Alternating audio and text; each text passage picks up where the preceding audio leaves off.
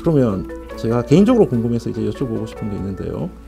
자기소개서를 읽다 보면 참신한 자소서가 있고 그리고 아주 모범적인 자소서가 있는데 만약에 두 개 중에 어떤 부분이 더 어필이 될 수 있다고 생각을 하시나요? 내용적인 면에서 아주 참신하게 글을 쓰는 친구가 있고 아주 모범적으로 준비를 해온 글을 쓰는 친구가 있는데 어떤 부분을 더 선호하시는지 이거는 개인적인 의견을 제가 여쭤보는 거라서 유 부장님 한 말씀만 좀 해주시죠.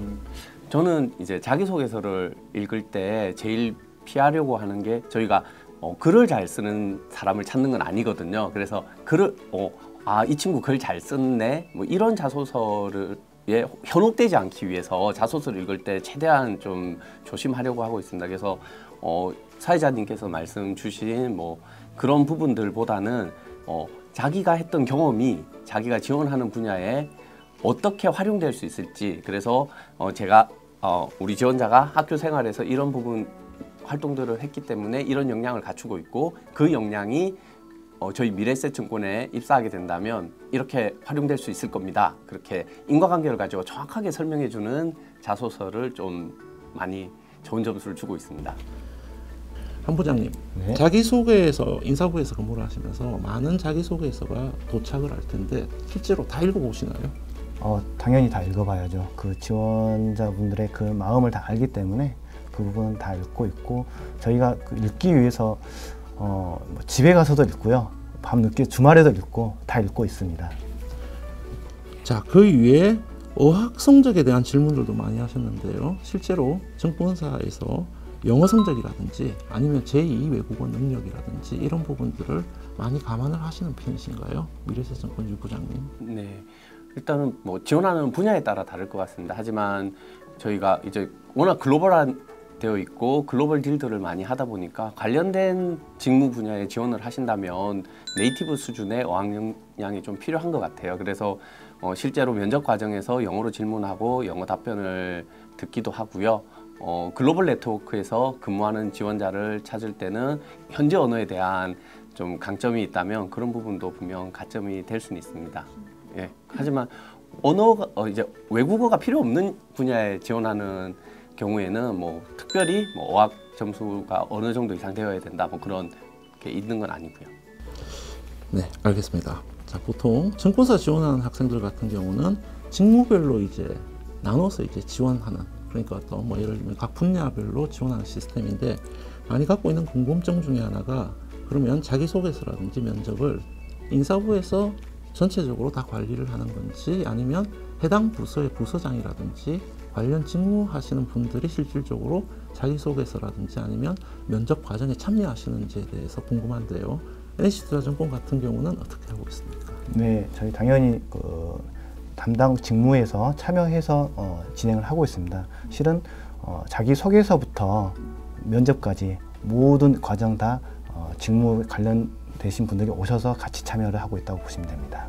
미래에셋증권도 같은 시스템이신가요? 저희는 조금은 다른데요. 네네. 일단 입사 지원서 그러니까 서류 전형은 저희 인사팀에서 좀 전체적으로 보고 있습니다. 왜냐하면 아무래도 현업에 맡기다 보면 현업도 많이 바쁘시다 보니까 많이들 나눠 읽으세요. 그러면 좀 객관적인 기준점을 가지고 상대 비교가 조금 어렵고 또 심사하는 그 읽으시는 분들마다 조금 편차가 발생할 수 있기 때문에 지원서는 인사팀에서 채용 담당자들이 좀 힘들더라도 전체적으로 다 읽고 있고요. 근데 면접 전형에 넘어가서는 현업에 있는 전문가분들을 모셔서 같이 하고 있습니다. 것으로. 자, 그럼 인사부에 두 분 다 오래 계셨는데 그럼 지금까지 가장 기억에 남는 자기소개서의 어떤 내용이라든지 어떤 소개해 주실 자기소개서가 있다고 하면 한 가지씩 좀 말씀을 해주시면 감사하겠습니다. 네, 한 부장님. 가끔씩 보다 보면 정말 이 친구는 그 자소서만 읽어도 너무 뛰어난 인재라는 게 눈에 보이는 경우가 있어요. 뛰어나고 그만큼 준비도 열심히 했고 어떻게 이렇게 살지 할 수 있을 정도로 좀 그런 지원자들이 좀 눈에 보이는 경우가 있습니다. 그런 지원자분들은 정말 뽑고 싶다, 다른 회사에 뺏기고 싶지 않다, 그런 지원자들이 있거든요. 그 지원자들은 보면은 면접까지 보면 다 잘 보더라고요. 정말 역량이 좀 뛰어난 부분들이 느껴지는 부분들이 있습니다. 미래에셋증권 유 부장님께서도 가장 뭐 기억에 남는 자기소개서가 있다고 하면 어떤 자기소개서가 있을까요? 네. 아무래도 좀 앞에 말씀해주신 부장님하고 비슷한 의견인데요. 정말 좋은 친구들은 자기가 어떤 일을 입사하면 해야 되는지를 너무 정확하게 알고 있습니다. 그래서 그거와 관련된 준비를 너무 오랫동안 체계적으로 해온 친구들이 있습니다. 그래서 뭐 좀 예를 들은 게 조심스럽긴 한데 IB에 지원을 한 친구들 같은 경우에 보면 실제로 우리 신고서들 이제 다트 공시 사이트 보면 저희 증권 신고서들 이렇게 많이 확인하실 수 있는데 그런 것들 보면서 실제로 본인이 뭐 밸류에이션을 연습해봤다든지 뭐 동아리 활동을 했다든지 뭐 이런 것들을 구체적으로 조금 기재를 해서 자기가 준비된 인재라는 걸 강하게 어필하는 지원서들을 보면 좀 기억에 많이 남는 것 같습니다.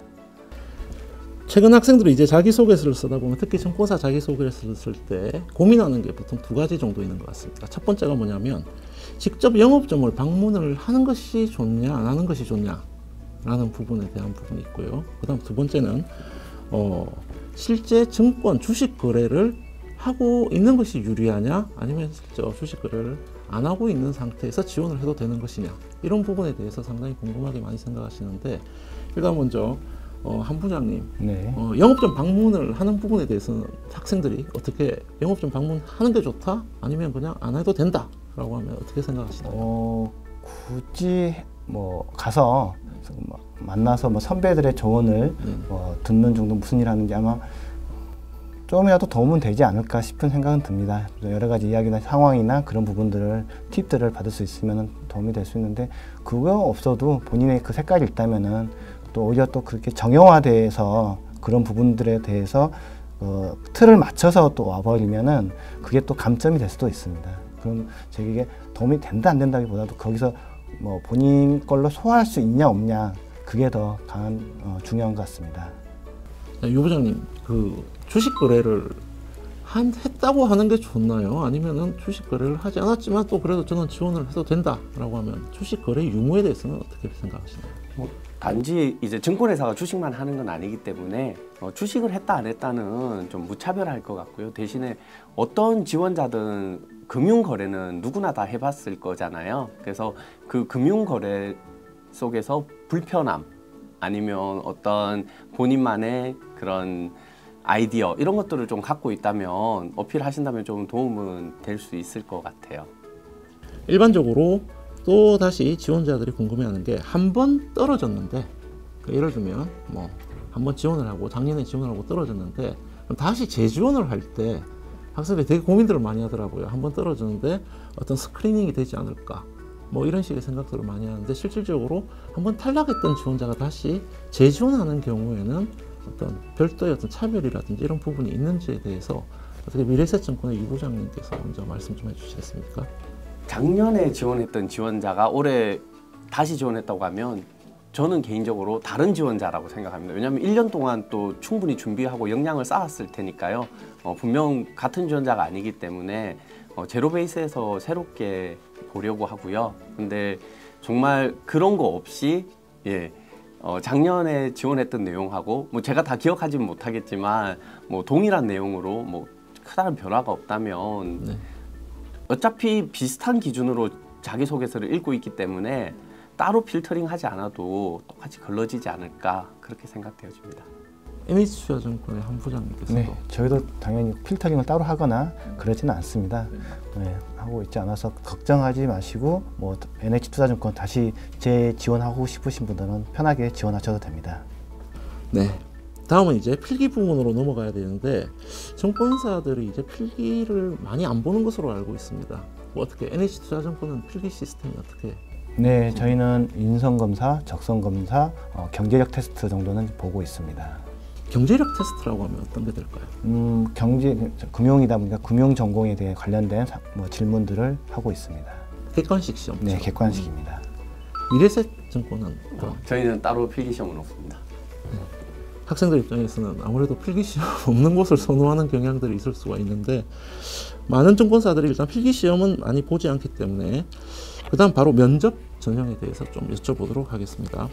자, 제 친구들 같은 경우는 예전에 증권사 면접을 갈 때는 빨간색 넥타이를 매야 된다라는 얘기를 할 정도로 왜 올라가는 이제 시황이 올라갈 때 주식 가격이 올라갈 때 빨간색 넥타이 그래서 빨간색이라서 빨간색 넥타이를 매야 된다 뭐 이런 얘기들도 하고 그랬었는데 자 실질적으로 면접은 학생들이 상당히 떠는 부분이고 스트레스를 많이 받는 부분이기도 합니다.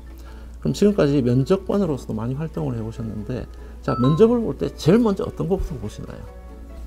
외모를 말씀하시는 건가요? 예, 외모적인 부분. 외모는 그렇게보다도 좀 단정함. 아무래도 금융회사이다 보니까 단정함을 보고 있고요. 그 외에는 단정함 정도 보고 있는 것 같습니다.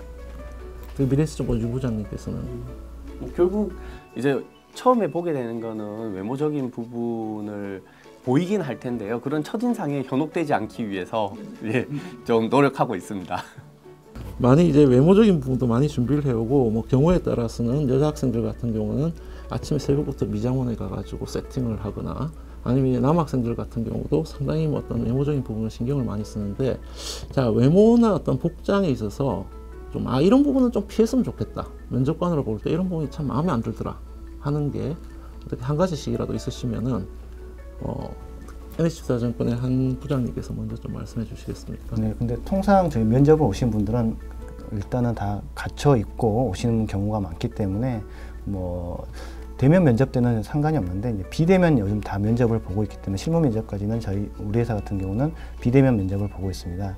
이제 그렇다 보니까 여러 가지 다 그 직원들을 그 지원자들 다 볼 수가 없는데 뒤에서 보여지는 화면들 그 부분들이 좀 보여지는 부분이 있습니다. 좀 비대면 면접 보기 전에 그 뒤에 사물이나 그런 부분 정리하면 좋은데 그런데 공간의 구조상 그런 부분이 안 된다면 환경 설정 부분에서 뒤를 이제 막아주는 설정을 바꿔주는 부분들이 있습니다. 그런 부분들은 좀만 팁으로 좀 설정을 바꿔주시는 게 좋을 것 같습니다. 배경 화면을 네, 좀 맞습니다. 전환을 네, 맞습니다. 뒤에 좀 저희가 이제 AI 면접 같은 경우도 지원서 단계에 다 있는데 그 뒤가 너무 지저분하면 이 친구가 어떨까라는 그 감점 요인이 좀 될 수가 있습니다. 그런 부분들이 계속해서 그런데 또 면접 때 또 계속 그렇게 뒤에 뭔가 너저분하게 뭔가가 있거나 뭐 그런 부분들은 조금은 좀 조심해 주시는 게 좋을 것 같습니다.